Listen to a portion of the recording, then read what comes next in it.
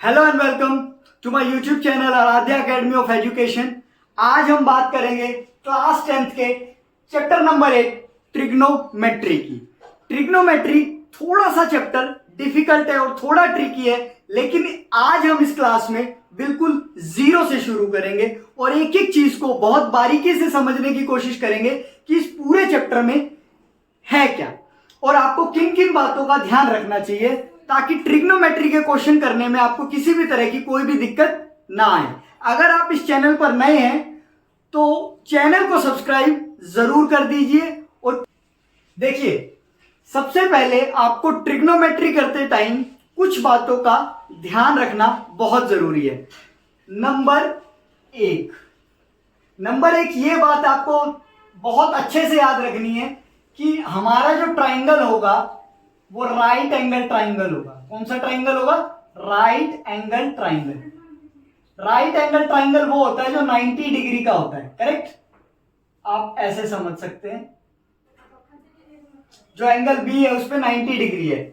आपको ये पता होना चाहिए कि ट्रिग्नोमेट्री ट्राइंगल में लगती है और जो क्लास 10th की ट्रिग्नोमेट्री है वो आपकी 90 डिग्री वाले, मतलब 90 डिग्री का जो कोण बनता है, 90 डिग्री का जो कोण बनता है उस तरह के ट्राइंगल्स में क्या लगती है? ट्रिग्नोमेट्री हम यूज कर सकते हैं।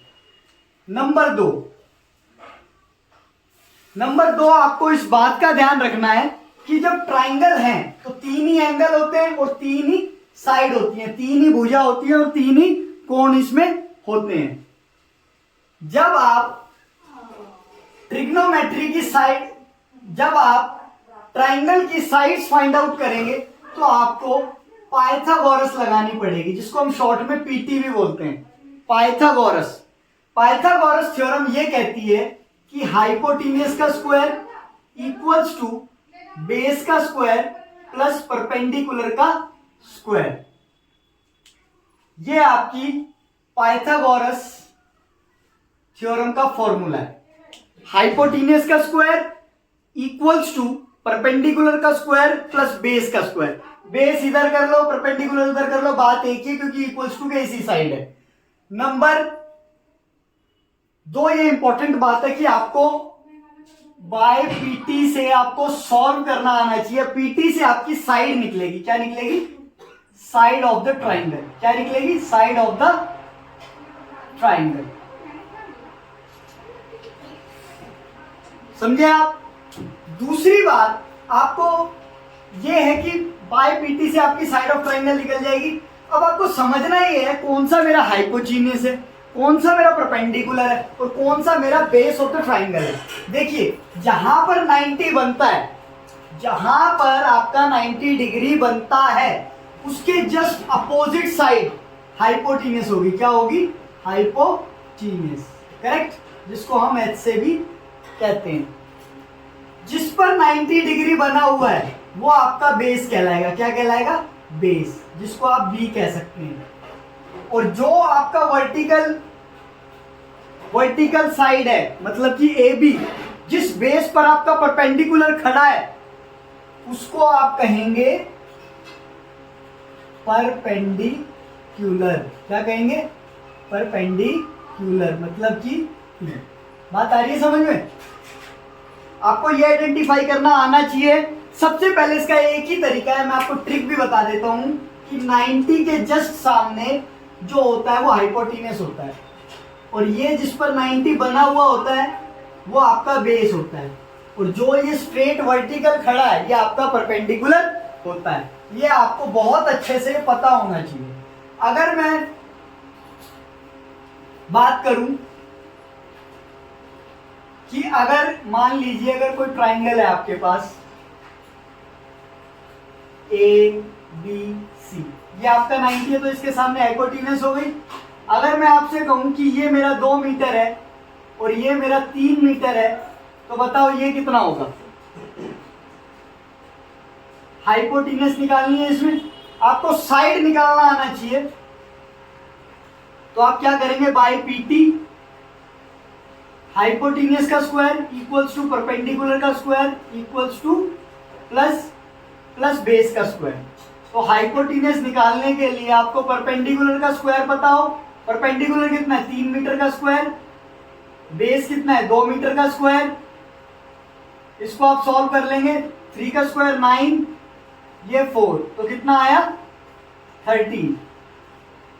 अब ये स्क्वायर है तो हाइपोटेन्यूज कितना है √13, करेक्ट। इस तरीके। नंबर 3, सबसे आपको ये पता होना चाहिए कि ट्रिग्नोमेट्रिक रेशियो कौन कौन सी है मेरे पास। ट्रिगो की रेशियोज क्या क्या है मेरे पास। देखिए आपको एक ट्रिक बताता हूं। पंडित बद्री प्रसाद हर हर बोले, PBPHHB, पंडित बद्री प्रसाद हर हर बोले। ये आप याद रखेंगे। या फिर इसका एक तरीका ये है कि आप इसको ऐसे याद रख सकते हैं, पंडित बद्री प्रसाद हर हर बोले। ये इसकी एक ट्रिक है। देखिए सबसे पहले आता है आपका साइन, फिर आता है आपका कॉस, फिर आता है आपका टेन। साइन का उल्टा होता है कोसेक। क्या होता है कोसेक। कोस का उल्टा होता है सेक, और टेन का उल्टा होता है कॉट। अब आप कहेंगे ये क्या है, ये ट्रिग्नोमेट्रिक रेशियोज है। Sine theta, cos theta, tan theta, cosec theta, sec theta, cot theta, correct. जब आप साइन की बात करेंगे, साइन के आगे जो कुछ भी होगा, मान लीजिए अगर साइन ए कह रहा हूं मैं, अगर मैं साइन ए कहता हूं तो जो कुछ भी साइन के आगे है वो उसका एंगल है। क्या है एंगल। ट्रिग्नोमेट्री में हम एंगल को अक्सर थीटा से कहते हैं। क्या कहते हैं थीटा। इसको ऐसे बनाते हैं, थीटा बोलते हैं, करेक्ट। साइन के आगे जो कुछ भी होगा वो उसका एंगल होगा, मतलब कि उसका थीटा होगा। कॉस के आगे भी मान लीजिए कॉस सी है, अगर कॉस सी बोल रहा है तो वो क्या बोल रहा है, सी कहने का मतलब क्या है एंगल है।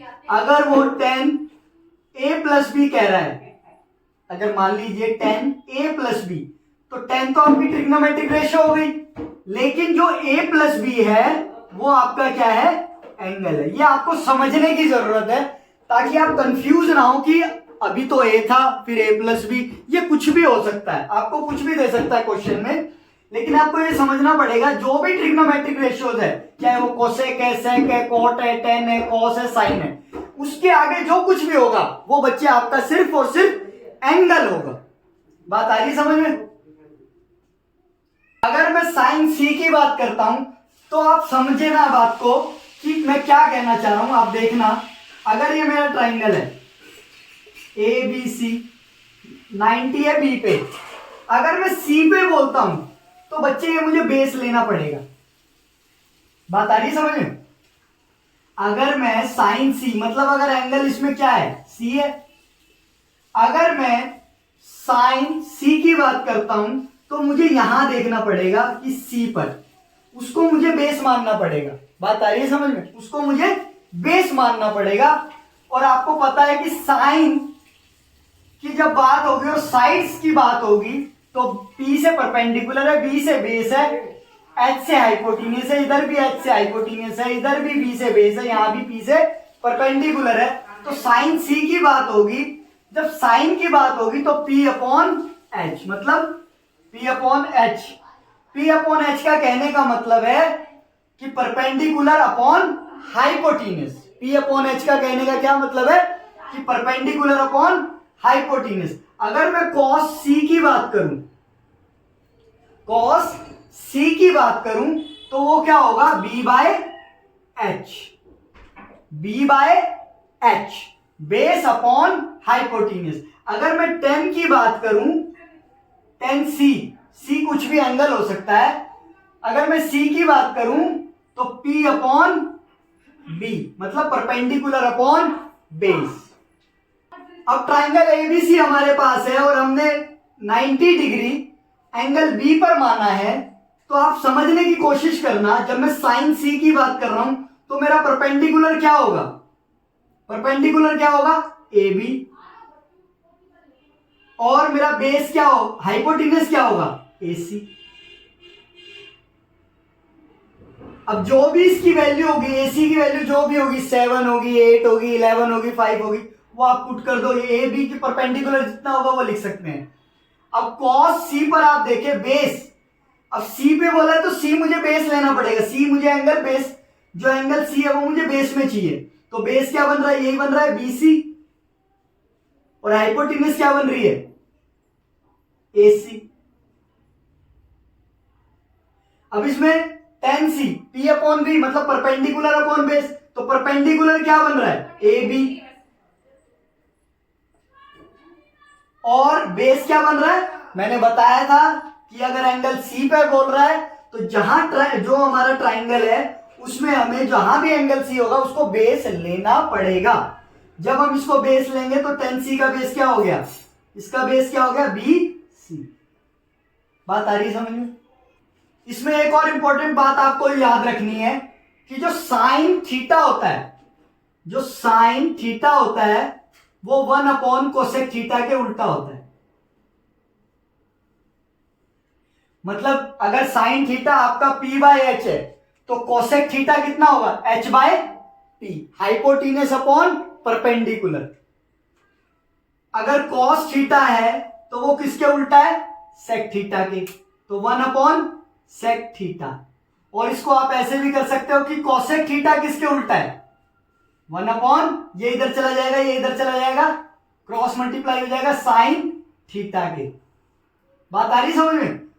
अगर मैं कॉस थीटा की बात करूं तो कॉस थीटा किसका उल्टा है, कॉस थीटा कितना, बी बाय एच मतलब बेस अपॉन हाइपोटेन्यूज, तो कॉस थीटा किसके उल्टा, कॉस के नीचे सेक आ रहा है तो ये सेक के अपोजिट रहेंगे, दोनों एक दूसरे के अपोजिट होते हैं। तो सेक थीटा किसके अपोजिट, सेक थीटा किसके अपोजिट, 1 अपॉन कॉस के।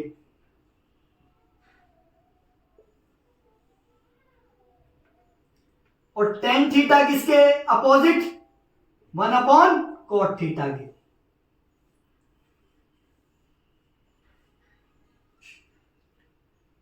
और कॉट थीटा किसके अपोजिट, 1 अपॉन टेन थीटा के। थीटा कोई भी एंगल हो सकता है, 0 degree, 30 degree, 45 degree, 60 degree, 90 degree. आपकी इसमें एक टेबल भी है वो आपको याद होनी चाहिए। अगर याद नहीं कर पा रहे हैं आप तो मुझे कमेंट सेक्शन में जरूर बताएं, मैं उसकी आपको ट्रिक जरूर बता दूंगा।